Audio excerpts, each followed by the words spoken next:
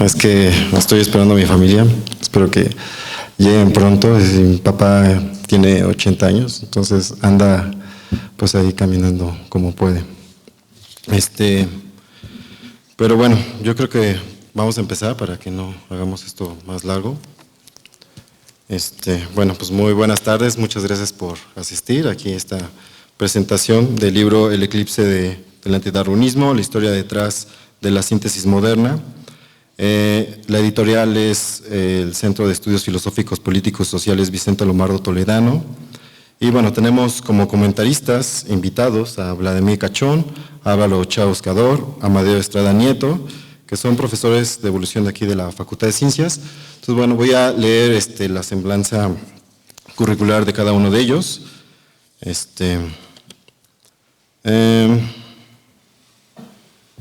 Bueno, primero voy a presentar a Amadeo Estrada Nieto. Sí, él es profesor de la Facultad de Ciencias, de aquí de la UNAM.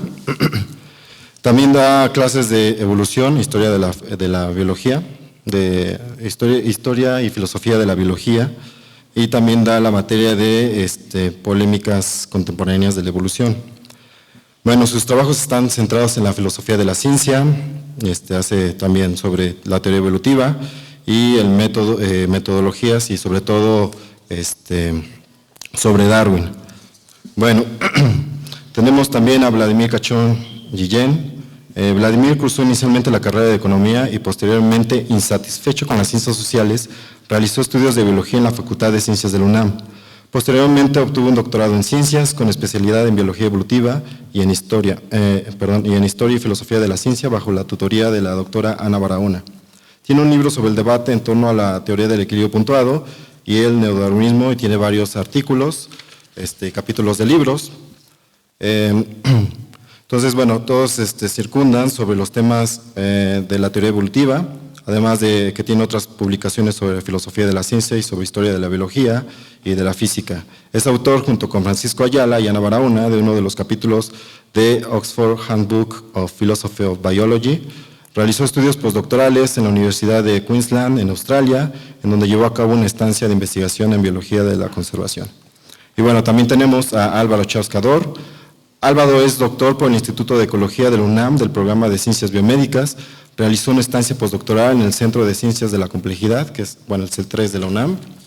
Es autor de los libros Cazadores de Monstruos, editado por la Universidad Autónoma de la Ciudad de México en el 2002. Este libro fue ganador del cuarto Premio Nacional de Divulgación de la Ciencia, Juan Oyarzábal. Y también tiene otro libro que se llama Hay un dinosaurio en mi sopa, que lo editó el Fondo de Cultura Económica en el 2014, y este libro fue ganador del segundo Premio Internacional de Divulgación de la Ciencia Ruy Pérez Tamayo. Fue columnista del periódico Excelsior. Actualmente imparte las materias de evolución, sistemática, polémicas contemporáneas en evolución y biogeografía. Es autor de capítulos en libros, de artículos y de programas computacionales científicas. Se especializa en la teoría evolutiva desde un punto de vista de los sistemas complejos, el caos, hay algo ahí, ¿no? Bueno, y la autoorganización. Bueno, y un servidor, soy Carlos Ochoa. Sí, bueno, voy a leerme como en tercera persona. Fue doctor por el Instituto de Investigaciones Filosóficas de la UNAM, realizó una estancia postdoctoral en el Instituto Cabanillas de la Universidad de Valencia. Es autor en colaboración de Ana Barahona de los libros Forma versus Función, Historia de la Homología y la Analogía de la UNAM. Esto fue en el 2009. Escribió El Jano de la Morfología, de la Homología, la Homoplasia, Historia, Debates y Evolución, y ha escrito artículos y capítulos de libros. Actualmente imparte las materias de Filosofía, Historia de la Biología y de Evolución, y se especializa en la historia del pensamiento evolutivo y la anatomía comparada. También hace cosas de divulgación de la ciencia. Bueno, pues la dinámica que tenemos ahora es que vamos a escuchar a nuestros compañeros. Entonces, bueno, creo que, ¿cómo empezamos? Tenemos más o menos, Orián, de 20 minutos, lo que ya han preparado, y al final yo terminaré con esta charla. Adelante. Lo vamos a pasar. ¿Quieres empezar?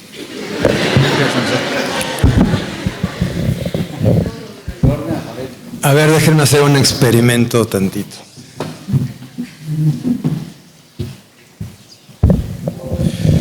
Es para pintar mi raya por un lado y por otra parte porque tengo el foco del proyector enfrente y me sentía como en la policía. Bueno,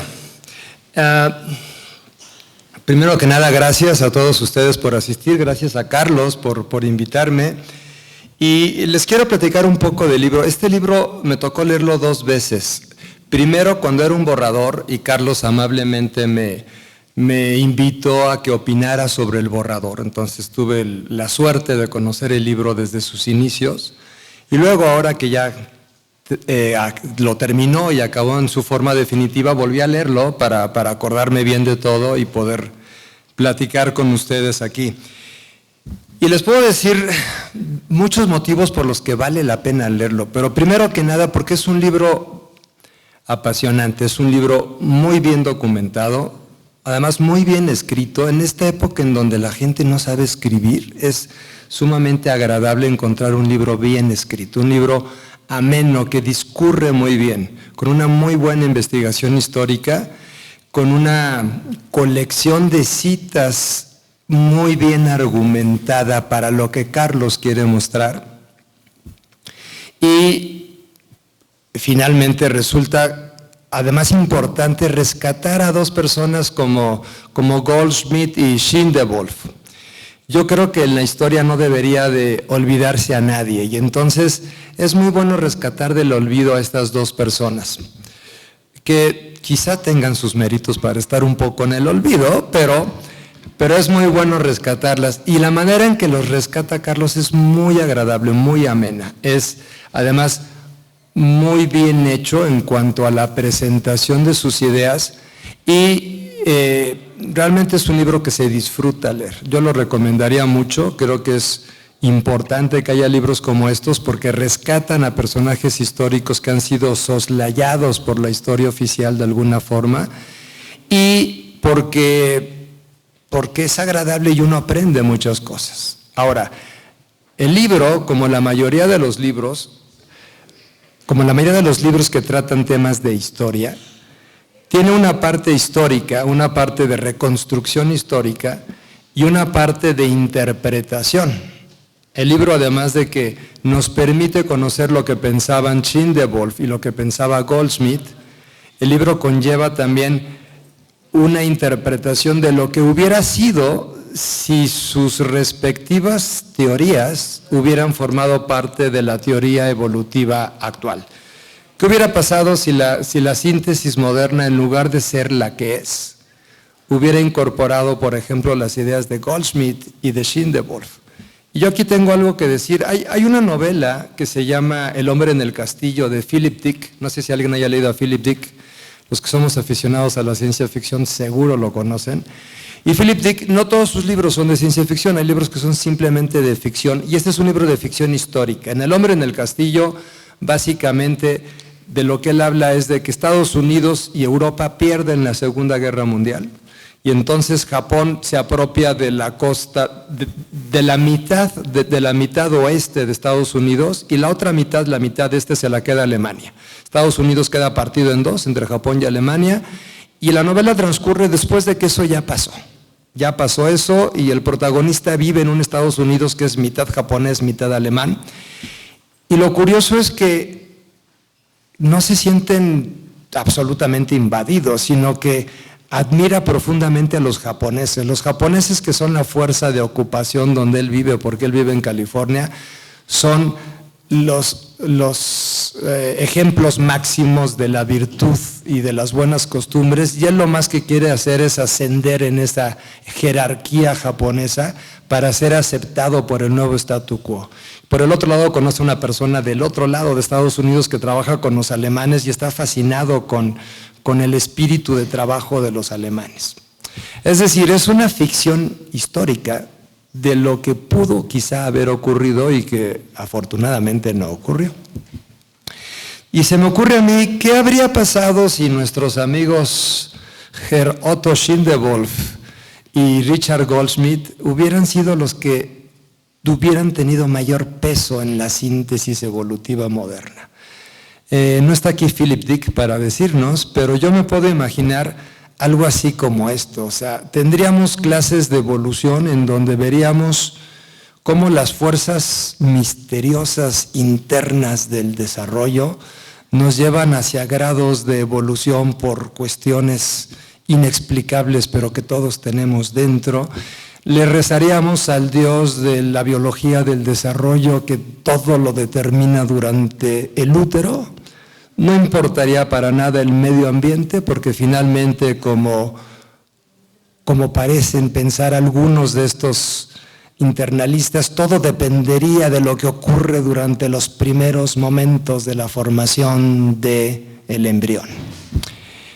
Sería un mundo chistoso, sería un mundo en donde la metafísica pesaría más que otras cuestiones, en donde las fuerzas de autoorganización, de impulsos internos, esta fuerza interna que Schindewolf veía, que se desenvolvía y que marcaba la suerte de las especies, sería lo que investigaríamos con nuestras bolas de cristal o con nuestras cartas. Es decir, dudo mucho, como se habrán dado cuenta, que la teoría fuera mejor si ellos hubieran sido quienes impusieran su criterio.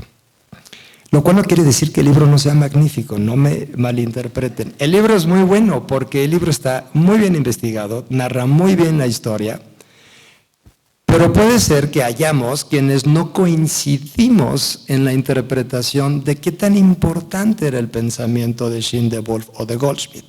No por eso no valdría la pena leerlo, rescatarlo y conocer qué piensan. ¿Cuál es el problema con Goldschmidt? Empecemos primero con Goldschmidt. Goldschmidt pensaba que los cambios evolutivos eran saltacionistas, porque él pensaba que la mayoría de los cambios evolutivos solo se daban por rearreglos cromosómicos, translocaciones, duplicaciones de segmentos enormes del cromosoma y reorganizaciones completas del genoma. Goldschmidt pensaba que solamente así podían surgir las nuevas especies.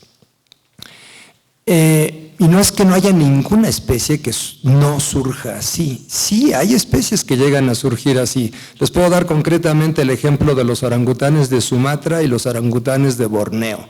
La diferencia entre las dos especies son dos translocaciones recíprocas que hacen que haya aislamiento reproductivo entre ambos. Entonces, sí llega a ocurrir que alguna fuerte reorganización cromosómica dé origen a una nueva especie. El problema no es ese, el problema es que es un evento extraordinariamente inusual en animales. No tan inusual en plantas, pero muy inusual en animales. Y Goldschmidt hablaba del monstruo prometedor, ¿no? Aquel monstruo en el sentido de que todo está hecho otra vez, sus cromosomas están completamente reorganizados, sería monstruoso respecto a su especie inicial, pero marcaría el inicio de una nueva especie. Yo creo que Herr Goldschmidt nunca entendió que un mutante no es una nueva especie. Un mutante, por muy mutante que sea, por muy cambiado que esté, no puede fundar una nueva especie por sí solo. Una especie nueva es un proceso poblacional. El mutante solito tendría, de primera instancia, 50% de probabilidad de no heredar los genes a su hijo. Si está en una población de 1000 individuos, tendría 1 sobre 2000, ya que son individuos diploides, tendría 1 sobre 2000 de probabilidad de sobrevivir sus genes si no fuera por la selección natural, a quien Goldschmidt ponía tan en segundo lugar. Y entonces, el problema con estos autores es que difícilmente podrían ocurrir los fenómenos a los que ellos estaban tan ideológicamente comprometidos. Por otro lado, Schindewolf pensaba que las especies se desenvolvían y tenían una tendencia evolutiva en una dirección ya predeterminada, como si fuera una especie de destino manifiesto, ¿no? Y las especies surgían y después tenían tres fases, una de infancia donde surgían todos los cambios, otra de estabilidad y otra en donde empezaban a degenerar y desaparecían. Y también estas cuestiones de Schindewolf, donde pensaba que la suerte de las especies dependía solamente de lo que internamente tenían, sin importar el medio ambiente, también se ha demostrado con hechos que es insostenible.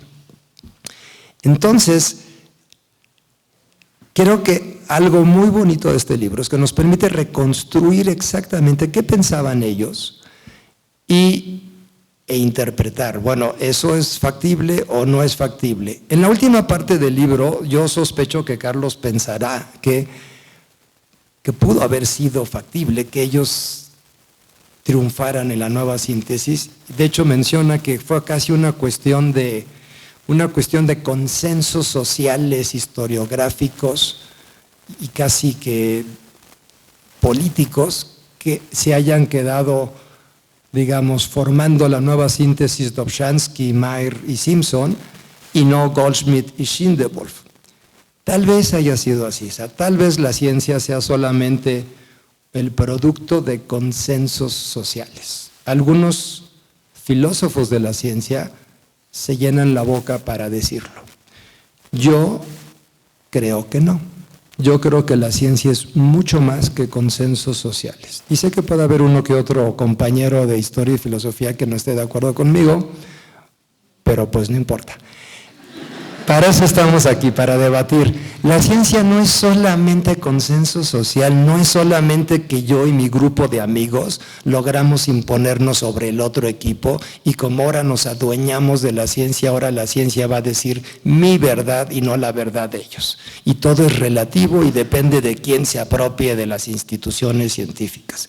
Si así fuera, nada nos diferenciaría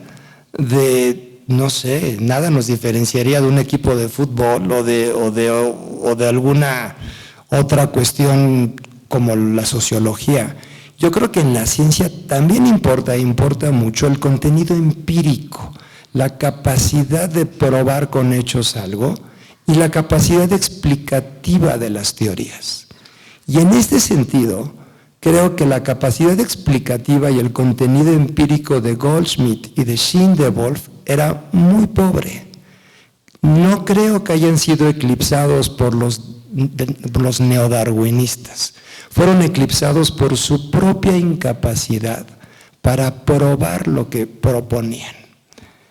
Y si alguna vez logran probar lo que decían él o sus seguidores, pues será excelente, porque entonces la ciencia avanzará. Pero mientras no lo prueben, estas visiones internalistas que están tan comprometidas con estas misteriosas fuerzas internas de los organismos, que además marcan su destino durante el desarrollo, bueno, pues mientras eso no se pruebe, seguirá siendo un poco de ficción. Y la ciencia también son hechos, es algo que se puede demostrar, que se puede predecir, que puede explicar fenómenos. Creo que por eso Goldschmidt y Schindewolf no son tan conocidos. Pero regreso al libro. Qué bueno que existe un libro como este para que los rescate un poco del olvido. Y pues recomiendo muchísimo su lectura. Es un libro, insisto, muy bien escrito, muy ameno, bien documentado. Y puede ser que haya algunos tercos como yo que no coincidan con la interpretación final de Carlos, pero de eso se trata la ciencia, se trata justo de que discrepemos, porque discrepar y hacer polémica es lo que permite que avancemos. Entonces, pues bienvenido a este libro, creo que es un libro magnífico, vale mucho la pena leerlo, yo lo disfruté mucho las 2 veces que lo leí. Y bueno, no quiero acaparar el micrófono toda la tarde, ¿alguien más quiere seguir después de mí?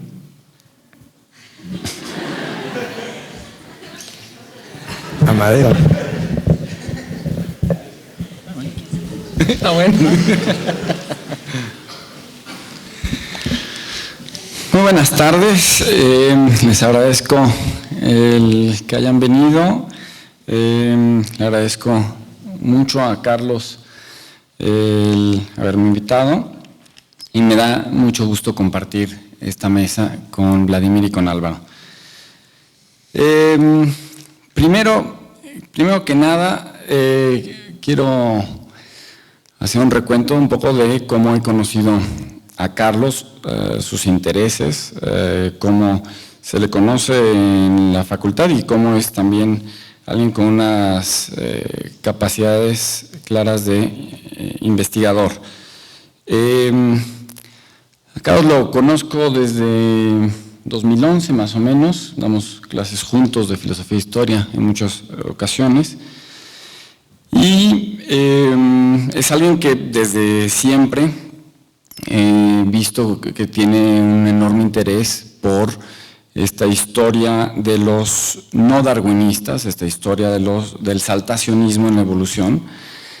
Es alguien que tiene un enorme interés por la docencia y eso se nota, y en parte creo que el lleno de hoy también tiene que ver con eso. Pero lo que descubrimos con el libro, estoy totalmente de acuerdo con Vladimir, es alguien que además hace buena investigación.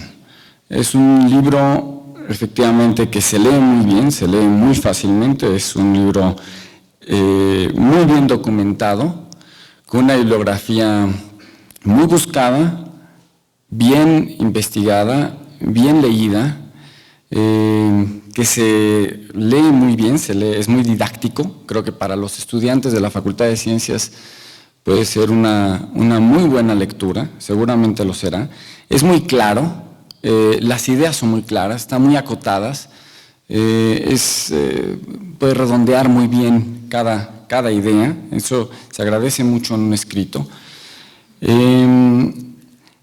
Y simplemente por esa parte ya nos revela una buena parte de las capacidades de Carlos, y desde luego el contenido de rescatar a estos personajes académicos importantes de una corriente que no fue favorecida, que fue opacada por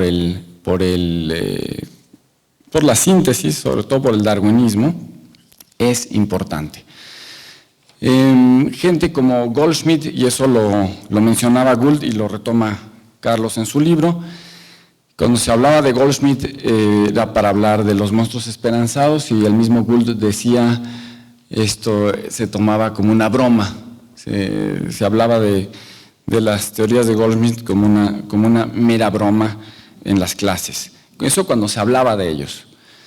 Es llamativo que todavía en estos momentos, en pocas clases, incluso dentro de la Facultad de Ciencias, se hable de personajes que tienen una enorme importancia y que además eran académicos muy completos.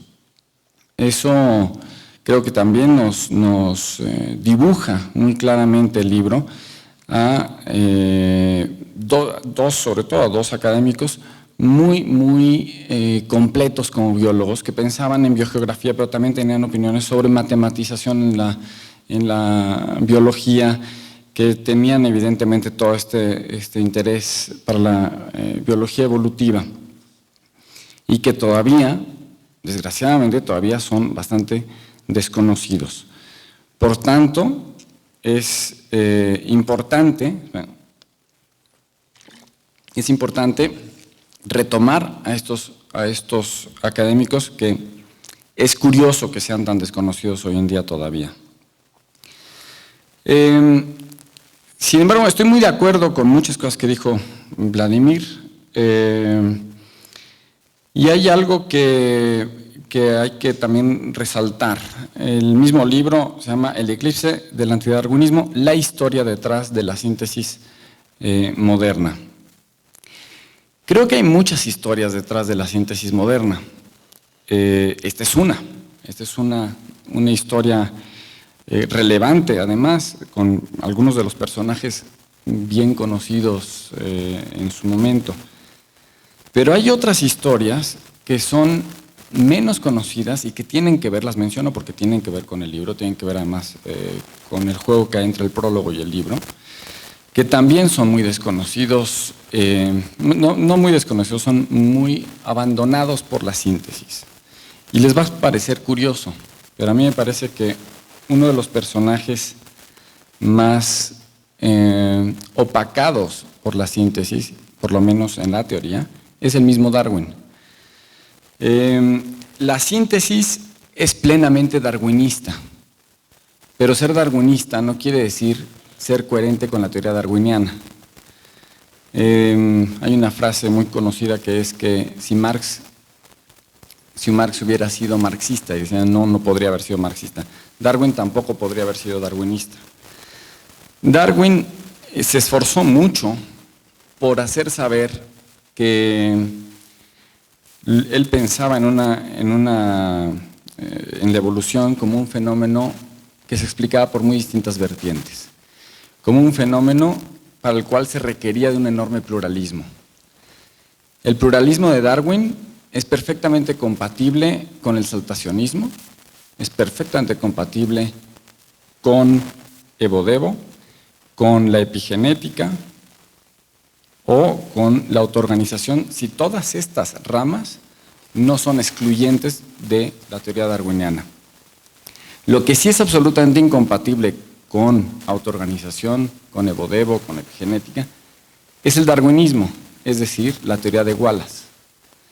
Y se llama darwinismo, el término darwinismo es muy conflictivo, es muy difuso, es muy poco claro, porque quiere decir muchas cosas a lo largo de la historia, pero el término más moderno de darwinismo es el que deja Wallace con su libro Darwinismo. De tal manera que la síntesis se construye justamente con la mezcla entre la genética mendeliana y el darwinismo de Wallace. Y esa sí es una teoría incompatible con el pluralismo de Darwin, incompatible con Goldschmidt, incompatible con Schinden-Wolf y con las nuevas teorías que han surgido. En ese sentido, creo que el punto del pluralismo darwiniano es también muy importante, sobre todo porque una de las cosas que podríamos elaborar sobre la lectura de este libro, no es una idea más que puede surgir, es un tema tan fecundo hoy en día como la síntesis extendida o la nueva síntesis. Bien, con una síntesis como se hizo, una síntesis con una genética mendeliana y tan exclusiva de otras áreas, no se puede hacer una amalgama con los nuevos conocimientos que han surgido. Sin embargo, con el pluralismo sí. Con el pluralismo original de Darwin sí se puede hacer esto. Coincido también con Vladimir en que las teorías de gente como Schinden-Wolf y de Goldschmidt tienen muchos problemas. Tienen problemas, por ejemplo, para explicar cómo eso sería la explicación principal de la biodiversidad. Pueden explicar algunos fenómenos particulares, concisos, muy específicos, pero como gran explicación de la biodiversidad me parece muy complicado. El libro deja ver este lado de gran gusto por el saltacionismo que tiene Carlos, y eso no es ningún secreto y Carlos lo ha dicho siempre. Pero hay un punto muy interesante en ese libro, y es que el prólogo de Renzi, de Miquel de Renzi, justamente hace una especie de contrapeso respecto de ese saltacionismo, rescatando a la figura de Darwin como pluralista. Y eso es algo con lo que coincido completamente.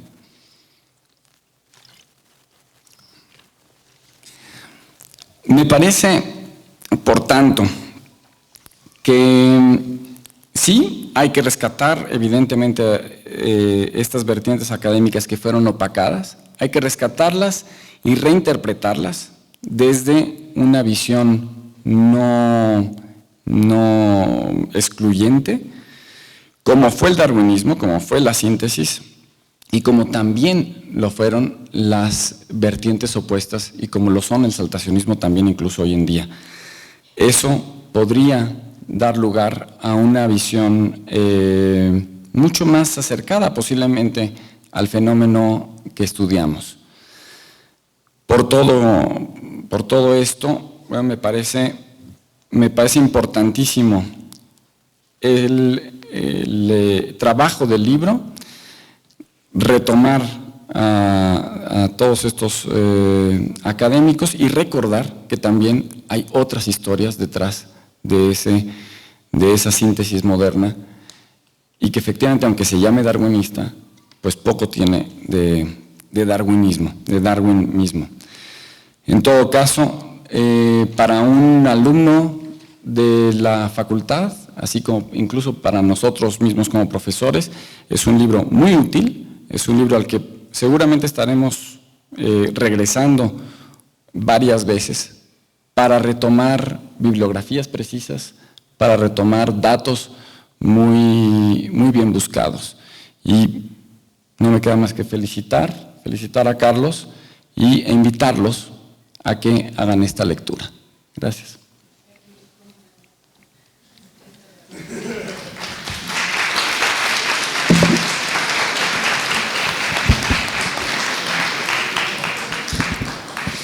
Ya empiezo, ¿así? Bueno, yo también les agradezco que estén aquí, agradezco a Carlos la invitación y pues la verdad yo estoy muy feliz de estar acá por varias razones. Una, pues bueno, comentando el libro de Carlos, que cuando también como a Vladimir me lo dio en sus fases previas, me encantó. De entrada el título me encantó, ¿no? Dije, bueno, a lo mejor yo soy un antidarwinista, entonces claro, estaba feliz. Pero dije, bueno, a lo mejor nada más es para vender, ¿no? La estrategia. Y no es un antidarwinista, Carlos, ¿no? Yo conozco a Carlos también y sé que sus ideas evolutivas no van con la síntesis, no van con el gradualismo, igual que las mías. Entonces me encantó que me lo diera a que le diera una opinión.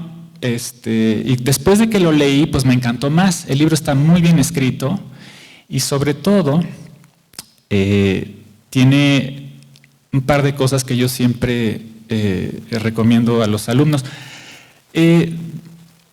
Y bueno, es que lo malo de ir al final, tiene sus ventajas ir al final, uno ya sabe qué decir, pero lo malo es que uno ya no sabe quién dijo qué, ¿no?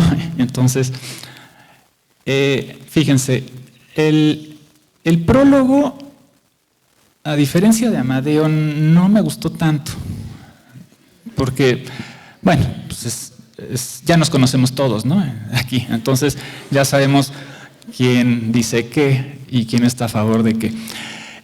Lo interesante del libro es que pues, nos reúne acá para discutir todo eso, y como decía Vladimir, eso sí, lo apunté, pues estamos aquí para hacer ciencia, y la ciencia no es creer. Nadie cree en la selección natural, no digan eso, yo creo en la selección natural, yo creo en Goldschmidt, no, pues no, o sea, yo creo en Huitzilopochtli, pues si quieren, pero no creen en la selección natural. Están de acuerdo con las evidencias que hay, están de acuerdo con el razonamiento, con la teoría, eso sí, pero no crean, porque creer es de otra actividad humana, no de la ciencia, ¿no? Si creen que va a ganar su equipo de fútbol, pues bueno, es otra cosa también, pero no es eso. Y en este caso estoy de acuerdo totalmente con Vladimir, que venimos aquí a reflexionar y a poner todo en duda. La ciencia es parte de la duda, intenta contestar y siempre regresa a la duda. Ese es el camino de la ciencia, ese es el círculo en el que opera la ciencia. Entonces, no hay verdades absolutas, no hay cosas que no se puedan discutir y no hay dogmas. ¿De acuerdo? Eso es lo importante.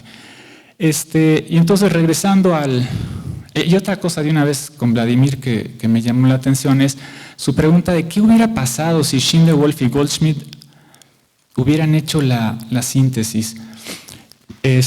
Según Vladimir, pues no hubiera sido muy diferente, según yo no lo sé, pero lo interesante de ahí es que eso uno lo puede ligar con algo a lo que yo me dedico, que es el caos, y cuando uno tiene un sistema dinámico, no lineal, a veces es posible entrar en el caos, y si uno entra en el caos, la predicción se anula. Entonces, ¿qué podría haber pasado si Schindewolf y Goldschmidt hubiesen hecho la síntesis? Pues quizá hubiera sido algo caótico y estaríamos hablando quién sabe de qué, ¿no? Eso estaría interesante saberlo, como la novela de Ray Bradbury sobre de dónde sale el efecto mariposa y todo eso, ¿no? Que seguramente ya habrán visto las películas, que no son buenas y no tienen que ver con eso, pero bueno. Regresando al libro, el libro a mí me encantó porque muestra, que es lo que yo creo que es más importante, más que si uno es antidarwinista o darwinista o lo que fuera, muestra un periodo inigualable en discusiones evolutivas. Hoy en día no tenemos eso, hoy en día no sucede eso. ¿Por qué? Pues bueno, por diferentes causas. Una es que tenemos la hegemonía de la síntesis moderna, tenemos la hegemonía de la genética de poblaciones, y gracias a eso no tenemos una gran discusión como en esta época del eclipse del darwinismo y el eclipse del antidarwinismo. Y entonces nos muestra a dos personas, entre otros, está Bateson, que también Bateson es muy interesante conocerlo. Bateson decía que las cosas no se heredaban, y ahí vienen las citas textuales. Entonces, ¿cuál es la importancia capital, yo creo, del libro? Es que nos muestra una historia jamás contada en las clases aquí de evolución, que a nadie nos las contaron, a mí no me las contaron, y a ustedes no se las cuentan, y nadie las cuenta. Y en eso el libro abre ¿cómo decirlo? Un nivel o un espacio en donde quizás sería bueno detenernos a ver si lo que nos dicen estamos de acuerdo con él, si lo que nos dicen lo estamos creyendo o en realidad lo estamos reflexionando, ¿no? En las clases normalmente las respuestas para las preguntas evolutivas son, pues eso ocurre por selección natural o deriva génica. Pues está bien. En realidad pasa, en realidad lo reflexiona uno, o en realidad lo dice uno nada más porque es ahora sí el instinto, el reflejo pavloviano, ¿no? En realidad uno piensa eso. ¿Están convencidos todos ustedes de que la evolución es gradual? ¿Están convencidos? Bueno, si lo están, está perfecto. Si no, y lo repiten, está mal. Entonces, ese es el asunto que yo creo que nos trae aquí, y es increíble discutir con personas que piensan otras cosas. Y en ese sentido el libro nos presenta pues a otras personas. Todos hemos hablado de Goldschmidt porque pues es el que está en la portada, yo creo. No sé, aunque hubo gente que creía que era Carlos Ochoa, ¿no? Y se esperaban nos decían que si Carlos Ochoa estaba en la academia. Pues sí está, pero yo no lo reconozco, y se ve como que ya lleva años en la academia, ¿no? Pues sí está medio viejo, ¿no? Y no, pues no, ese no es Carlos Ochoa, es una foto desconocida. Primero Goldschmidt no es conocido, y sus fotos menos. Entonces, nada más para que vean el desconocimiento que tenemos de personajes importantes, porque Goldschmidt uno puede estar de acuerdo con él o no, pero sí fue importante, y hay otros más, ¿no? Entonces, en ese sentido, pues bueno, Carlos Ochoa, porque además dicen es que el libro tiene el titulito acá abajo, ¿no? Entonces, que parecía eso. Pero bueno,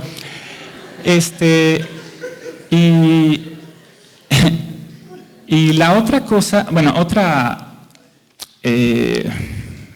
éxito del libro es que no nos dice, Carlos no nos dice, Darwin dice tal cosa, Goldschmidt dice tal otra, Schindewolf dice tal otra. Carlos claro, él pone las ideas, pero luego nos pone el párrafo textual. Eso es una gran ventaja, porque hay un gran problema no solo en la biología evolutiva, sino en todo. ¿Qué dijo quién? Entonces siempre vamos, ¿qué dijo quién? Fulano dice que fulano dice tal cosa, y nos lo creemos una vez más. Si uno va a ver lo que dice Lamarck y lo que dicen que dijo Lamarck, son dos cosas diferentes. El mismo Darwin en la síntesis es más o menos un Darwin, pero no es exactamente el Darwin original. Entonces, yo les recomiendo siempre que lean las citas originales, ¿no? Entonces, en eso está muy bien el libro de Carlos. Nos pone las citas originales, no está inventando cosas, nos pone de dónde sacó tal cosa y ahí viene la cita. Obviamente, pues no vienen todas, y ahí quise referir a los libros, a las citas originales para ver si Carlos lo dijo bien, eso sí. Pero ese teléfono descompuesto es muy malo y se da en la ciencia, que es lo que nos atañe a nosotros. Entonces, por ese lado, yo siempre les recomiendo que vayan y pregunten, lean la cita original o pregunten, ¿no? Por ahí también hay un rumor que, por ejemplo, dicen que yo no doy todo el temario en evolución.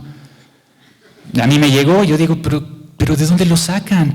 ¿Por qué no me preguntan a mí? ¿No? No, pues no da todo el temario. Sí doy todo el temario, pero ese es el rumor que tenemos que evitar. Entonces, si tenemos alguna duda o queremos informarnos de lo que alguien dijo, pues vayan y lean a esa persona o pregúntenle si está viva, ¿no? Ahí está Carlos Ochoa, él sí está vivo, no es este. Y bueno, ya nada más para acabar.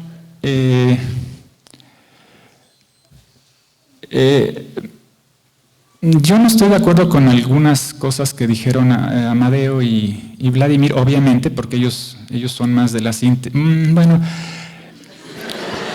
Bueno, no quiero decir de dónde son porque luego se van a enojar conmigo. Ellos piensan diferente a mí, no quiero clasificarlos porque igual no nos vamos a tomar un café al rato, sino vamos a hacer otra cosa. Pero piensan diferente a mí y creo que algo que nos perjudica como biólogos, y sí nos viene quizá de Darwin, es el pluralismo. Justamente es eso. Explicamos la evolución, si no es de una manera, bueno, pero también está esta, ¿no? ¿La evolución es gradual o a saltos? Pues de las dos. Bueno, ¿y a dónde llego con eso, no? ¿La evolución es interna? Es decir, ¿las teorías internalistas son las correctas o son las externalistas? Bueno, depende, ¿no? Así no se hace ciencia. Así no se hace. Es más, así no se hacen las cosas en la vida, porque ustedes no le van pues a la América, pero pues también al Guadalajara, ¿no? No hacen eso. O le van al Real Madrid y a veces al Barcelona, según. No, toman un partido, ya sea que luego se den cuenta que pues se equivocaron en la elección de su equipo, pues eso puede ser, pero en ciencia el pluralismo de Darwin, para mi modo de ver, sí nos ha dejado un vicio en cuanto a la teoría, en cuanto a hacer ciencia, y en cuanto a hacer teoría y en cuanto a postular un fenómeno.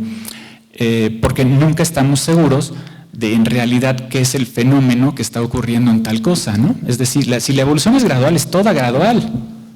No hay escape para que haya saltos. Si la evolución es a saltos, hay saltos y no hay gradualidad. Y eso se resuelve muy bien leyendo a las personas que son, digamos, no de la síntesis. Ellos hacen una clara distinción entre lo que es micro y macroevolución. Cuando uno entiende a qué se refieren con micro y macroevolución, entonces uno puede entender bien a qué se refiere la evolución, a qué se refiere la gradualidad y a qué se refieren los saltos, a qué se refieren los eventos importantes en el cambio evolutivo y cuáles no lo son. Entonces es otra visión. Y la visión de Schindewolf de evitar, Schindewolf evita llamar a las especies que nosotros llamamos especies como especies. Schindewolf se va con los tipos. Cuando uno habla de tipos y cuando uno habla de generación de tipos y extinción de tipos, entiende mejor en realidad esa distinción entre macro y microevolución y entiende mejor el proceso evolutivo. Y entonces por eso es interesante leerlos. Ahora bien, si después de leer el libro ustedes siguen pensando que la selección natural es la fuerza más importante de evolución, está bien, no hay problema, pero ya vieron la alternativa. Y esta es una parte de la alternativa. Como les digo, yo me dedico al caos, a la autoorganización y a los sistemas complejos, que no están aquí puestos como tal, pero las ideas de Goldschmidt son ideas de autoorganización, sin duda. Las ideas de Schindewolf son ideas de autoorganización también, de complejidad y de caos. Lo que pasa es que no están con esos nombres porque no estaban bautizadas así, pero por ahí van. Y entonces, esa visión que a los biólogos no se nos da porque es una visión más física, y como normalmente odiamos a los físicos y los físicos nos odian porque pues cada quien dice que tiene la razón, pues no aprendemos la alternativa. Y bueno, ya para acabar, nada más me queda felicitar a Carlos por el libro, me encantó, es buenísimo, se los recomiendo a todos ustedes, léanlo, y es más, no lo tienen que leer en orden tampoco, pueden leerse pues, un cacho por acá, lo que decía Schindewolf, lo que decía Goldschmidt, y Y como decía bien Amadeo, sin duda es un libro de referencia que tendremos que estar revisando y qué dijo tal cosa y qué opinan, o cuál era la idea de evolución de Goldschmidt, de Schindewolf, que era el monstruo esperanzado, ¿no? Para Vladimir el monstruo esperanzado, pues lo refuta. Bueno, vamos a ver qué dicen los demás, ¿no? Y en esa discusión es donde aprendemos. Ahí nos damos cuenta, a lo mejor todo esto está mal y toda la síntesis también, y lo que necesitamos es hacer algo nuevo. A lo mejor no, pero si no lo reflexionamos y si no discutimos, en mi caso con Vladimir, con Amadeo, ¿no? Con Carlos estoy más de acuerdo. Si no discutimos eso, pues nos estancamos en la gradualidad y la selección natural, ¿no? ¿Sale? Pues muchas gracias.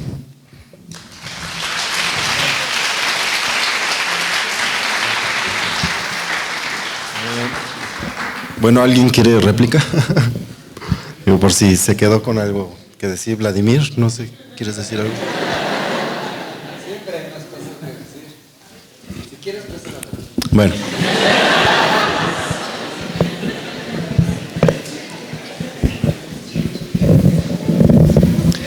Bueno, creo que coincidimos todos los de la mesa en que es un libro muy bien escrito, muy ameno y que vale mucho la pena leer. En la época de los faraones, cuando un faraón sustituía a otro y no era muy fan del faraón anterior, borraban en todas las estelas y en las pirámides, borraban el nombre del anterior y alteraban la historia como si nunca hubiera existido el anterior. Después, los romanos fueron maestros en hacer esto de reescribir la historia. Cada emperador romano reescribía la historia del Imperio Romano antes de él, quitando a los emperadores que no le agradaban o alterando los hechos. Durante la Unión Soviética hicieron de esto un arte todavía mayor, ¿no? En la Unión Soviética lograron desaparecer la imagen de León Trotsky. Las fotos donde estaba León Trotsky entrando a la Plaza Roja las desaparecieron. O sea, León Trotsky nunca había tenido ningún papel en la revolución, simplemente no había existido. Y entonces esto es un mal que tenemos los humanos, tendemos a reescribir la historia desde el punto de vista de los que ganan. Y yo en eso sí le doy toda la razón a Carlos. Es un problema de la síntesis moderna, es que los libros actuales nos permiten conocer muy bien el pensamiento de Dobzhansky, de Mayr, de Simpson, pero prácticamente no dicen nada de Goldschmidt y de Schindewolf. Y por eso es muy importante el libro, porque rescata una parte de la historia que nuestros impulsos humanos nos han hecho borrar los jeroglíficos como si nunca hubiera existido. Y sí existieron, y además fueron personas apasionantes como personas. Goldschmidt era judío, tuvo que salir de Alemania cuando Hitler toma el poder, porque empieza a haber la persecución contra los judíos. Primero viaja a Inglaterra, luego se va a Estados Unidos. Y en cambio, Schindewolf, que era de raza pura, aria, como diría Hitler, se queda en Alemania, sobrevive con los nazis, pero Schindewolf no era nazi. Schindewolf tuvo que ser muy hábil para poder sobrevivir entre los nazis sin que se dieran cuenta que él era en realidad antinazi. Y entonces, incluso su historia personal es apasionante. Es una razón más para leer el libro.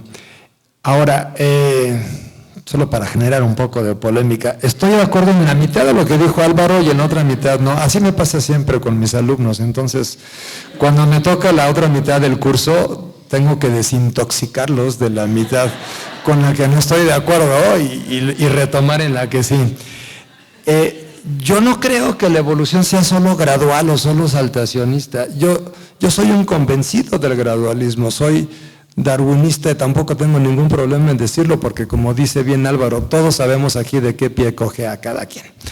Pero también sería iluso negar completamente algunos fenómenos que podrían calificar muy bien como saltacionistas. Cuando una planta hace poliploidía y duplica en una sola generación todo su genoma y genera una especie nueva porque ha quedado reproductivamente aislada de sus parentales por el hecho de que duplicó el genoma, bueno, creo que sería muy terco negar que eso es saltacionismo. Sí existe la posibilidad de que surja una especie nueva en un solo paso.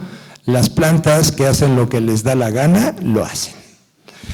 Pero de ahí a decir que toda la evolución es saltacionista y que el saltacionismo es el mecanismo principal de la evolución, creo que también es perder completamente la brújula, porque no se sostiene. Entonces, no creo que podamos poner fronteras tan tajantes, pero lo importante para mí no es tomar partido por el América o por el Cruz Azul. Lo importante es que lo que propongamos esté fundamentado, esté probado. Y entonces seamos todo lo abiertos que debamos ser para las ideas nuevas, pero aquí viene la parte en donde sí estoy de acuerdo con Álvaro. Y es que creo que el pluralismo está sobrevalorado. Creo que el pluralismo está, como es algo correcto, es algo así diplomático y es algo socialmente correcto ser pluralista, ahora creemos que tenemos que ser pluralistas en todo. Así vamos a ser pluralistas en todo. El que quiera creer que la epigenética genera, no sé, un mecanismo de adaptaciones nuevas, pues sí, ¿por qué no, no? Y el que quiera decir que durante la biología del desarrollo surgen preadaptaciones que solo necesitan que aparezca un medio ambiente para que la preadaptación se manifieste, pues sí, ¿por qué no? Pues sí, ¿por qué no? Pues no. O sea, la ciencia no es así. No vamos a poner todo lo que nos dé la gana solamente para ser políticamente correctos, porque entonces seríamos políticamente tontos. No puede funcionar así. Es como si yo dijera, pues todos los que quieran entrar a la selección nacional de fútbol, pues que entren, ¿no? ¿Por qué vamos a restringir el acceso a alguien?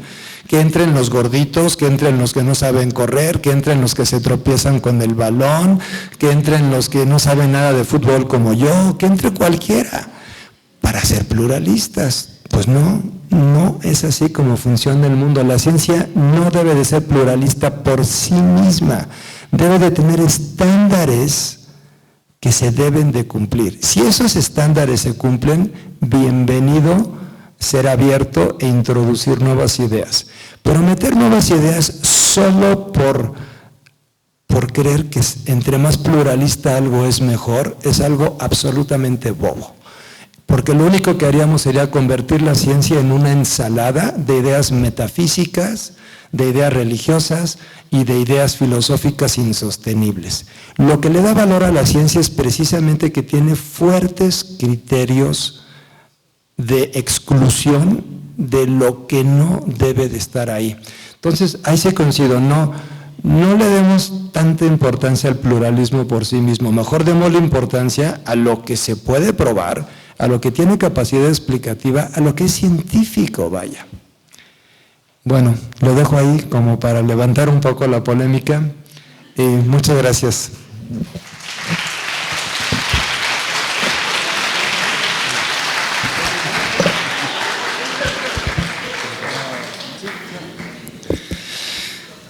Estoy de acuerdo con lo que dice Vladimir, en desacuerdo con algo con lo que también estuve en desacuerdo Vladimir sobre Álvaro.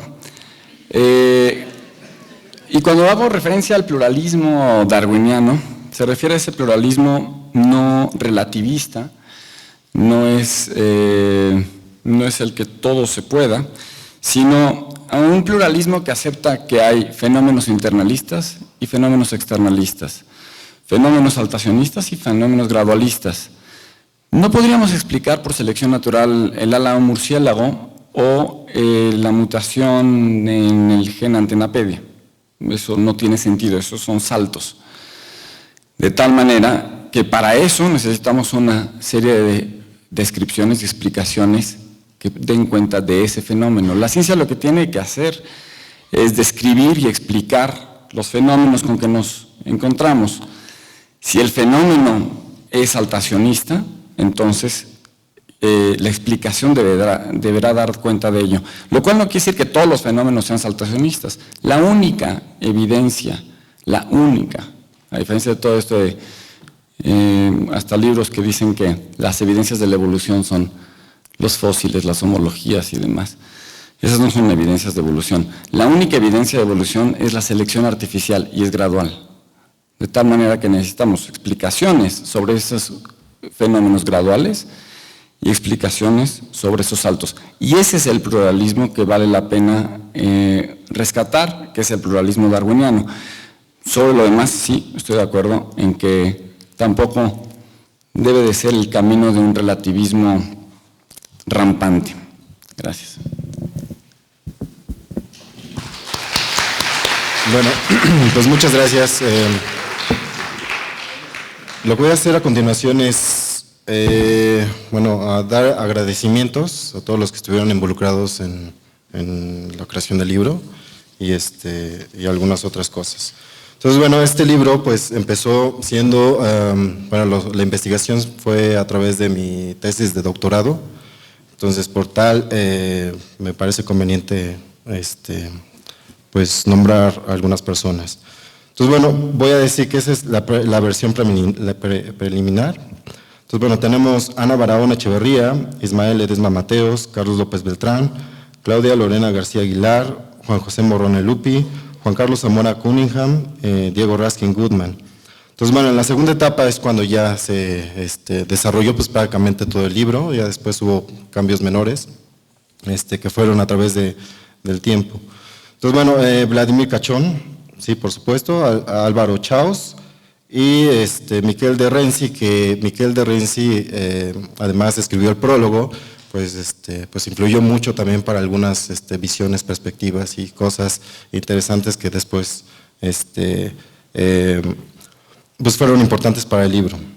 Bueno, y en la etapa final, a Fernando Zambrana, que también lo tenemos por aquí, que es del Centro Vicente Lombardo Toledano, también le agradezco bastante de pues toda esta etapa de la publicación y demás, ¿no?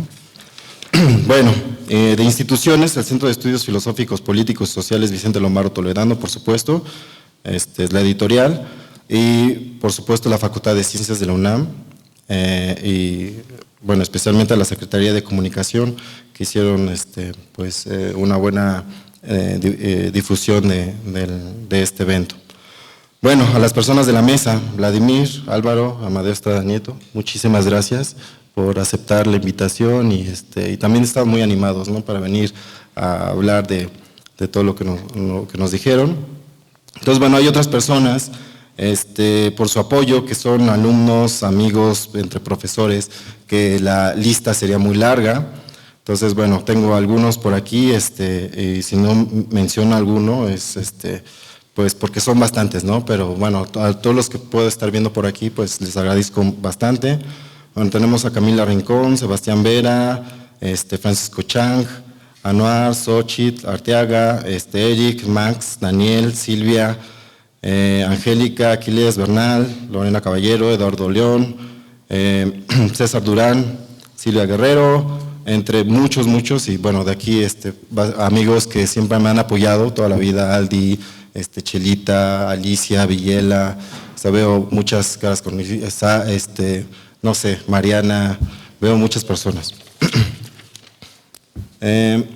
Bueno, entonces apoyo sentimental, por supuesto, mis padres, mis hermanos, que, bueno, vinieron, mis tíos, que ahorita los estoy viendo, están caminando por ahí. Que también haré mención de ellos en un rato. Por supuesto, mi novia, Mariana Martínez Peláez, y su hija Luna Daniela Chávez Martínez, y también a su familia, muchas gracias por venir. Bueno, la lista, como ya les dije, sería interminable.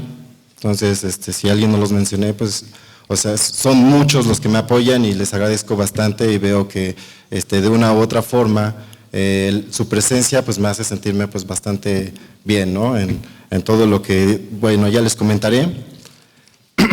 Ok, lo que voy a hacer, de hecho hay mucha polémica de la que podemos llevar a cabo, por todo lo que ha dicho tanto Vladimir, Álvaro y Amadeo. Yo en lo personal creo que la evolución en saltos es algo muy común, sí, pero bueno, aquí lo importante es que de cualquier teoría evolutiva siempre habrá la manera de cómo lo interpretamos, la evidencia, hay de todo, ¿no? Y algo que yo he estado leyendo últimamente es que existe generalmente un pluralismo. Esto del pluralismo quizá es o sea, lo que se refieren ellos es que no hay una idea central, ¿no? Y que todos nos tenemos que seguir en esa idea central, sino que alrededor de todo eso, pues hay un buen de interpretaciones que podemos hacer sobre los fenómenos de la evolución. Entonces, eso es algo muy importante, y algo muy importante que yo también aprendí es que también no es como tomamos partido, ¿no? Por ejemplo, decimos los neodarwinistas contra los antidarwinistas. Yo creo que no es así, pero nos gusta hacerlo, ¿no? A veces, y tomamos un partido o lo que sea. Pero más bien, bueno, lo que yo estaba leyendo es que incluso los mismos sintéticos no son tan, no se restringen tanto a una sola idea, ¿no? Sino que entre ellos hay también ideas, por ejemplo, la ortogénesis, saltacionismo, que están por ahí, se están discutiendo, y que yo también, pues, por ejemplo, en el caso de George Gaylord Simpson, un neodarwinista, arquitecto de la síntesis, yo lo que muestro en el libro es que es ortogenetista. Entonces, al estar platicando con un historiador, sí, lo que él me decía precisamente es de que él lo que está haciendo es estar buscando ese tipo de pluralismo en cada uno de esos personajes, y lo que está mostrando es que pues, hay una gran diversidad, ¿no?, de pensamientos en cuanto a la evolución, y creo que aquí en esta mesa de alguna manera también se puede ver. Entonces, por ejemplo, lo que dice Vladimir no es exactamente lo que dice Amadeo, pero en algo convergen. Y lo que dice Álvaro, lo que digo yo, por ejemplo, que podemos decir, sí, son del Cruz Azul, ¿no?, o lo que sea. Dicen, pues hay también diversidad en lo que decimos, ¿no? Y también hay pluralismo entre nosotros. Entonces, creo que no hay un partido como tal, sino más bien estamos en la misma empresa como científicos y tratar de interpretar, pues, los fenómenos de la naturaleza mediante lo que tenemos, ¿no? Entonces creo que eso es algo importante que hago en ese libro, es tratar de demostrar que sí hubo cosas que fueron relegadas y que son muy importantes tomarlas en cuenta y retomarlas para una visión moderna, ¿no? Entonces creo que eso es a lo que iba con este libro, y que creo que cumple con sus objetivos al final, porque en las conclusiones retomo pues todas las teorías de Goldschmidt, por ejemplo, y Schindewolf, y les doy una interpretación pues actual, aunque pues esto no significa como aislar todo lo que decían en la síntesis moderna, bueno, más o menos, pero tomar, ¿no?, también cosas que ellos dicen, y a veces creo que pues hay cosas que, bueno, me puedo llevar aquí todo el tiempo, pero esto no es, mi objetivo ahorita no es eso, sino les quiero mostrar cosas personales, cosas que tienen que ver con el libro, ¿sí? Porque el libro no solamente son teorías científicas o lo que dijo tal personaje y lo que no dijo, o lo que sea, ¿no? O sea, sino que el libro significa pues algo que también se involucró conmigo, ¿no? Un objeto que se está involucrando con mi vida personal, y entonces de esa manera es como yo lo quiero expresar con ustedes. Que yo, a pesar de que me habían dicho, no, pues sí, haz la presentación en tal parte o tal parte, por ejemplo ahorita en la feria, ¿no?, de minería, lo que sea, para mí creo que era muy importante que fuera en la Facultad de Ciencias, porque aquí es donde de alguna manera también crecí, y donde tengo mi gente, y yo lo que quería precisamente, además de invitar a mi familia, es para que vieran pues lo que yo hago, ¿no?, a lo que yo me dedico, porque igual es, nos reunimos, ¿no?, en la familia, el pastel, lo que sea, pero a veces poco yo les hablo de lo que hago, o los empiezo a involucrar, ¿no? Además de que pues ya perdí como, más bien los invité a muchas titulaciones, entonces siento que es una nueva titulación, ¿no? Pero bueno, ya les hablaré de eso. Entonces bueno, vamos a ver la primera parte, que tengo algunas imágenes. Entonces la primera parte la llamo ¿cómo se escribió este libro?, ¿no? Entonces, bueno, ¿cómo se escribió? La historia empieza en el 2009, ¿sí? Antes de un viaje importante que yo hice, bueno, que también dentro de mis estudios del doctorado, en donde, bueno, en el 2009, yo cuando daba ya clases aquí en la Facultad de Ciencias, pues yo enseñaba las teorías antidarwinistas, pero no me las creía, ¿no? O sea, yo era un darwiniano convencional, como pues muchos otros evolucionistas. Sin embargo, pues me gustaba bastante enseñarlas, ¿no? Hasta que llegó un momento que dije, bueno, pues puede ser, ¿no? Hay cosas importantes, aceptaba esto del pluralismo, etcétera, etcétera. Y bueno, antes de irme de aquí, di una plática en la Facultad de Ciencias que hablaba también sobre antidarwinismo, pero yo no me consideraba antidarwinista, no era darwiniano.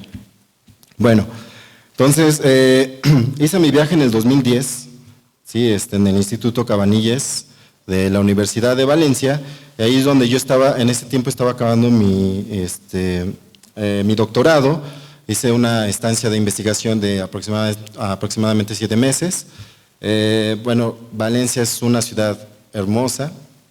Sí, me la pasé muy bien, la verdad, pero ahí conocí a algunas personas, como Diego Raskin Goodman, que quienes no lo conozcan, él se dedica a cosas de morfología, evo-devo. De hecho, esa escuela está muy tendenciada hacia el internalismo, hacia estas cosas de la morfología, la embriología. Entonces, bueno, pues me cayó como a dedo, como anillo al dedo. Entonces, bueno, también conocí a Miquel de Renzi, que es quien escribió el prólogo, que es catedrático emérito ahí de la Universidad de Valencia. Y bueno, pues me llevé muy bien con estas personas. Y de alguna manera, o sea, recuerdo muy bien cuando Raskin me dijo en algún momento, ¿no?, que yo estaba platicándole un caso en donde pues una de mis estudiantes se convirtió en antidarwinista, ¿no? Entonces yo caí así como en shock, ¿no? Así de, no, ¿qué te pasa, no? Yo les estoy enseñando esto, pero no es para que se lo crean, ¿no? Y entonces me dijo Diego, ¿no?, en ese momento, pues, o sea, quizá tu alumna tenía razón, ¿no? O sea, ¿por qué tienes que cuestionar las cosas, bla, bla, ¿no? Esas pláticas que te hacen reflexionar. Y bueno, con Miquel fue muy similar. Pero creo que, y lo digo ahí en los agradecimientos, que la lectura de este señor, que es Richard Goldschmidt, precisamente quien no soy yo, sino un evolucionista que fue relegado, ¿no?, en la síntesis, en decir que pues sus ideas eran tontas, sus ideas, pues vaya, no iban de acuerdo a lo que se estaba estableciendo en ese momento. Y como ya nos había platicado Amadeo, ¿no?, incluso en las clases pues se reían de él con una teoría que él desarrolla llamada, un concepto, los monstruos esperanzados, ¿no? Entonces cuando hablaban de los monstruos esperanzados, pues todos reían sobre pues, el nombre, ¿no?, que se les hace gracioso. Bueno, yo leí Richard Goldschmidt en ese periodo porque era parte de el proyecto que yo tenía en el doctorado. Entonces, conocí a Goldschmidt por otro personaje que es Stephen Jay Gould, que es uno de mis héroes personales, que ya después les hablaré de él. Entonces yo empecé con la lectura de Goldschmidt pensando que era algo erróneo, algo que, como había dicho Vladimir, ¿no?, que de alguna manera empíricamente pues había abandonado, que ya no concordaba con, pues, con los fenómenos o con la realidad o algo por el estilo, ¿no? Yo empecé a leer a Goldschmidt con esa intención, ver pues algo que ya se había desechado, pero al terminar de leerlo me convencí. Entonces, por eso digo ahí en los agradecimientos, ¿no?, fue en el momento en que me convertí al lado oscuro de la biología. Porque yo en ese momento ya me sentía antidarwinista, ¿no? Si antes era antidarwinista de closet, ya por fin, ¿no?, dije, soy antidarwinista, ¿no? Y no es por tomar un partido, sino que el argumento de Goldschmidt es muy bueno, me convenció, y en la actualidad las cosas que yo hago de evolución pues están basadas prácticamente en una percepción, digamos, base de Goldschmidt, Schinnenwolf y otros personajes de los que trato en este libro. Bueno, entonces, así es como yo empecé a escribir el libro, investigando, yendo a la biblioteca, que esa sería la parte bonita, pero en realidad, ¿sí?, así me la pasaba. Y además hacía un calor enorme en Valencia, entonces yo solamente requería de mi escritorio, mi computadora, mis apuntes, y así es como yo escribo pues muchas cosas que van a leer ustedes, espero, en algún momento. Entonces, porque uno se lo imagina así, ¿no? Así, realidad, ¿no? Digo, expectativa, realidad. Bueno, fue un periodo muy bonito de mi vida, esa estancia que hice en Valencia, pero bueno, también recorrí algunos museos. De hecho, de Valencia me fui a Argentina, hice muchas cosas en ese periodo. Y bueno, yo regresé a México y entonces me doctoré, ¿no?, en el 2011. Entonces me invitaron a regresar a Valencia y yo hice el postdoc en Valencia del más o menos del 2012, regresé en el 2013 por ahí de marzo. Bueno, entonces en esa época es cuando yo retomé el libro, ¿no?, porque había empezado con esto preliminar que ya les había dicho, de la tesis del doctorado, pero no es exactamente la tesis del doctorado, de hecho nada más es una parte, pero fue la base para desarrollar todo lo demás. Entonces es algo muy curioso porque cuando uno quiere escribir algo, generalmente tiene una idea, ¿no?, un objetivo y termina haciendo otra cosa. Entonces es como tejer un suéter, ¿no? Y dices, bueno, voy a hacer un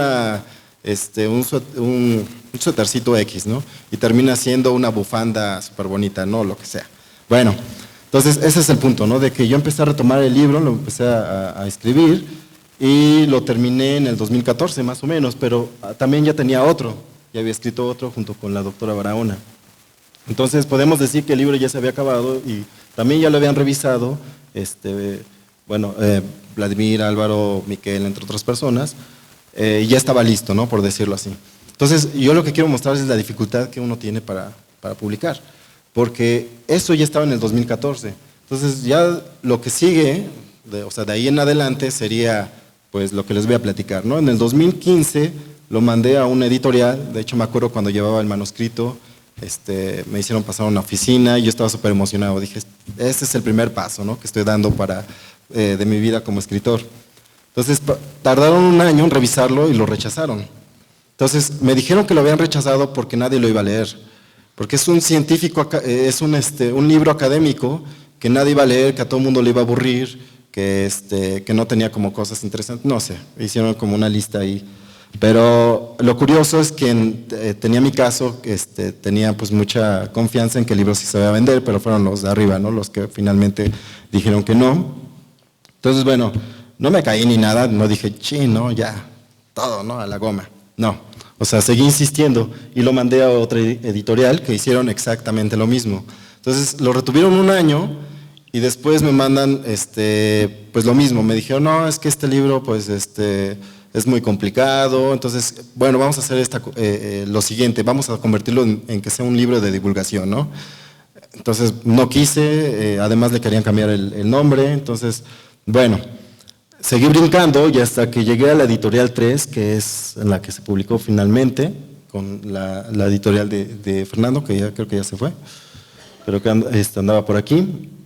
Entonces, bueno, podemos decir que del 2017, incluso en el 2017, en diciembre, la última semana, digamos que teníamos la oportunidad para publicarlo porque en el centro tuvieron muchos problemas y del presupuesto les quitaron el 20%, algo así.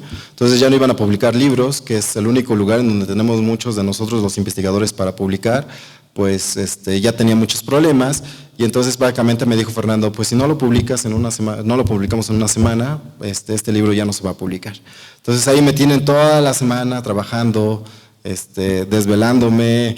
El último día ni siquiera comí por la presión que teníamos para mandar el libro y ya cuando lo mandé, al día siguiente solamente celebraron la víspera de Año Nuevo y bueno, pues esa es como la historia final de cómo quedó pues ahí el libro, ¿no? En el 2018. Entonces, bueno, lo que quiero mostrar es la dificultad que uno tiene para publicarlo, ¿no? O sea, que tienes que tener pues muchos obstáculos, ¿no? Para pues llegar a que se concrete. Entonces yo creo que por eso pues decidí llevar a cabo esto, porque pues es importante, ¿no? Tener algo que estaba ahí, que tenías los millones de obstáculos y por fin pues de alguna manera se logra, ¿no?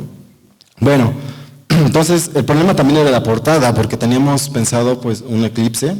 Entonces de hecho pagué por que me hicieran un Darwin de caricatura y ya comentando con mis amigos pues dijeron, pues es que ese Darwin parece como, bueno, más bien así, si se queda así este libro, parece como si la siguiente hoja pudieran ver un dibujo de una jirafa, ¿no? Cosas así.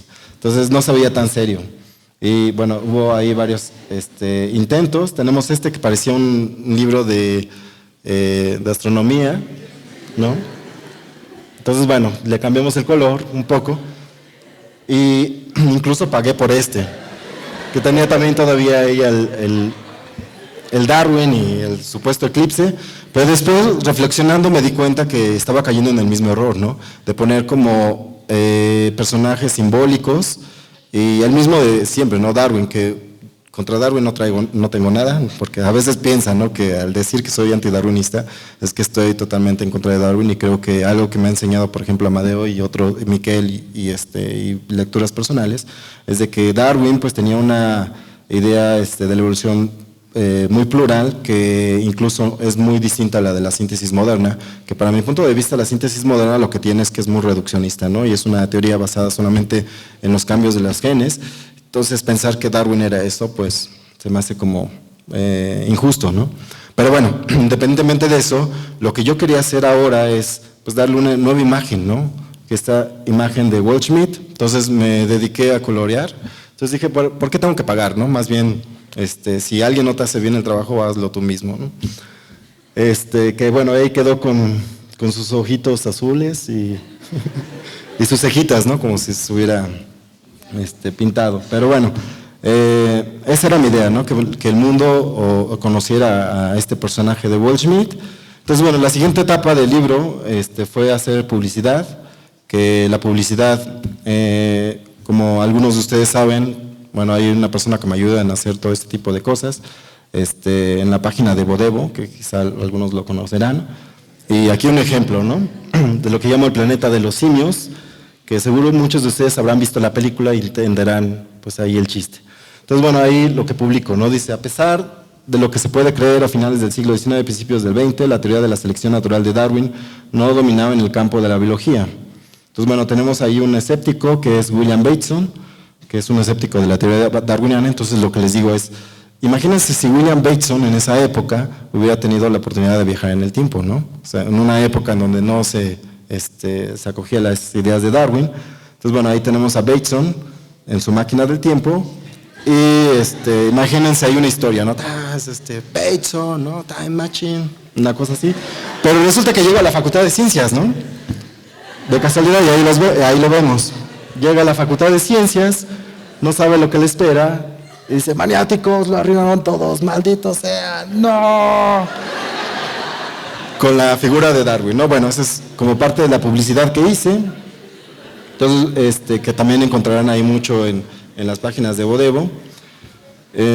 Bueno, me puedo seguir con muchas cosas sobre esto, pero bueno, vamos a la parte 2, que es, que llamo la familia y quién soy yo, ¿no? Bueno, entonces les presento a mi familia. Sí, bueno, puse a Omar hasta arriba, es mi hermano, porque está en Estados Unidos, pero vemos de izquierda a derecha, de arriba, mi mamá, Silvia, Eligio, mi papá, mi hermana Rebeca, mi hermana Ale, Héctor, y ahí los peques, está Hanna, Carlitos, Santiago y Fabricio, ¿no? Y también a Brenda, mi cuñada, ahí estoy yo con Pita.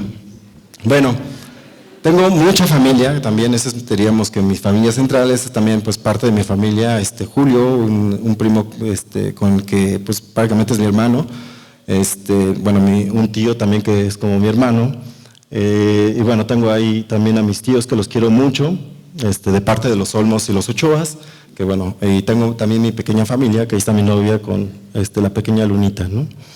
Y también pues otra familia serían mis amigos, Eliu, Byron, Rebel, Acapulco, Jesus, bueno, así los llamamos, que obviamente no es por nombres. Bueno, entonces solamente para mencionar cuáles son las personas que están muy cercanas a mí.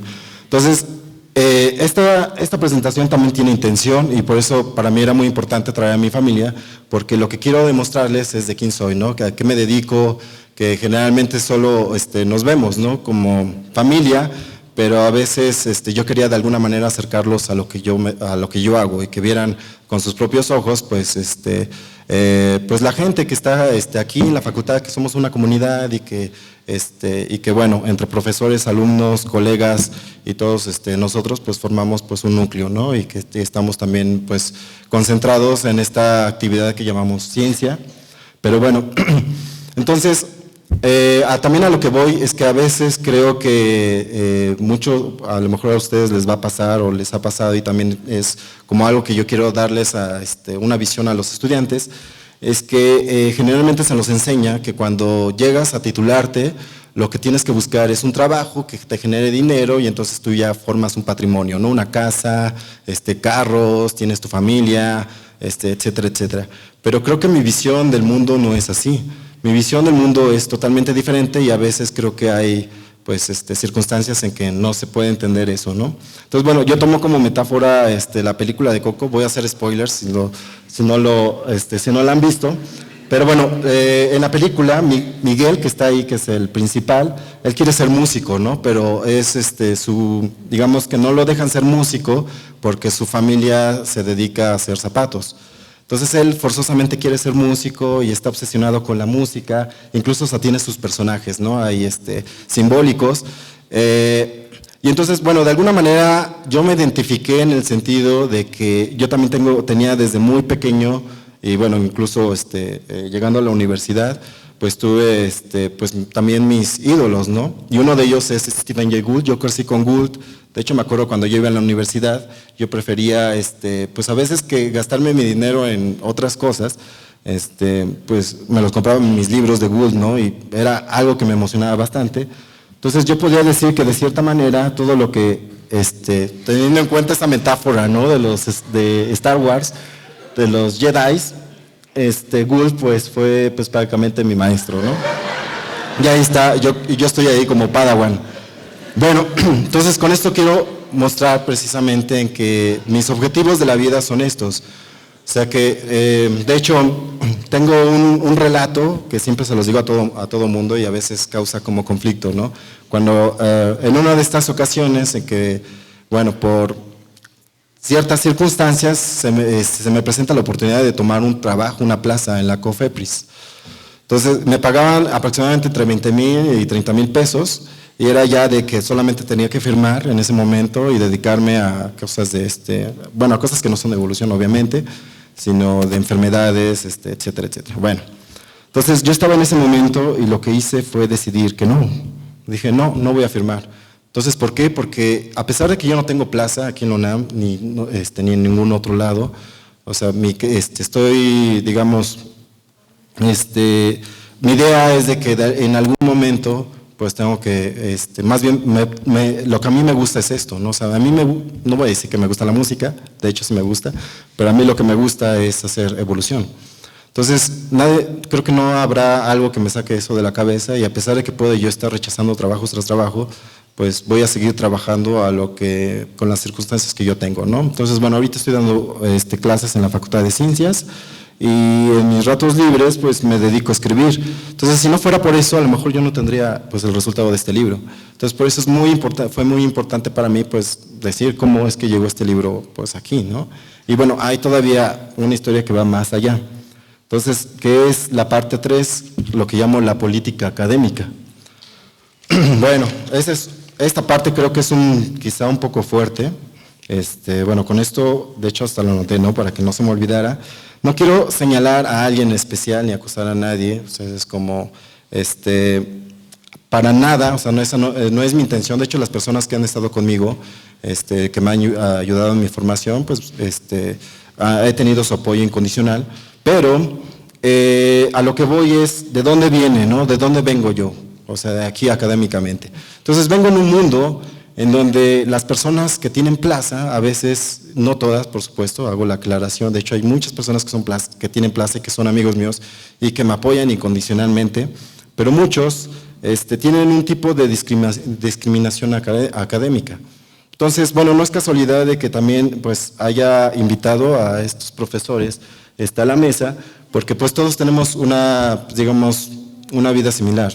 Entonces, esto es de que no existe una plaza para aquellos que se dedican a evolución, pero así, o sea, lo puedo mostrar de lo taquillero que son ellos, es de que pues nos acercamos mucho a sus ideas, ¿no? Y que pues son personas que tienen pues bastante potencial, sí, o somos personas que tenemos bastante potencial, pero a veces pues en esto de la discriminación académica no se nos invitan a ciertos eventos o cosas por el estilo que a veces pues pues es algo que va más allá de lo que nosotros pues somos, que va más allá de nosotros, ¿no? Por decirlo así. Entonces, bueno, a todo esto de lo que voy es de que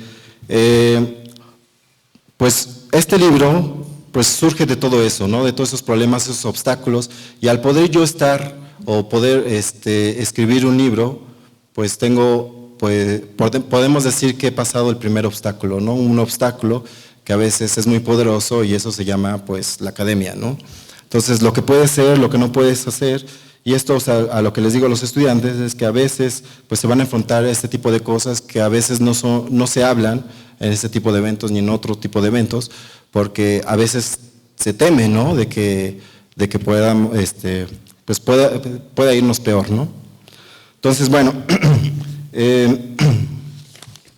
déjenme ver si hay otra cosa que decir. Entonces, sí, del libro. Este libro de cierta manera es sincero, ¿no? Porque hay otros libros que pueden haberse publicado con ciertos recursos de no sé qué, pero este libro fue pues libre, ¿no?, de todo ese tipo de cosas. Y bueno, pues solamente para terminar es de que pues que les agradezco mucho que me hayan prestado, bueno, que hayan venido y que presten atención a todo lo que hemos estado diciendo, y pues muchas gracias por todo eso. Entonces, bueno, solamente para terminar, que se me estaba escapando. ¿Dónde podemos conseguir el libro? Que es quizá algo importante que tenemos que mencionar. Bueno, lo pueden conseguir en una página de Facebook que creé, que es el Eclipse del Antidarwinismo. Ahí lo pueden pues buscar fácilmente. También lo pueden bajar del Centro Lombardo Toledano. También pueden bajarlo de estas redes en donde muchos de los investigadores escriben y bueno, suben sus artículos. Ahí también lo pueden buscar, o pueden mandarme un correo, ¿sí?, a esta dirección para que pues yo personalmente se los pueda mandar, y es en PDF. Bueno, pues muchas gracias a todos por su presencia y su atención, y entonces lo que sigue es que les voy a regalar los libros.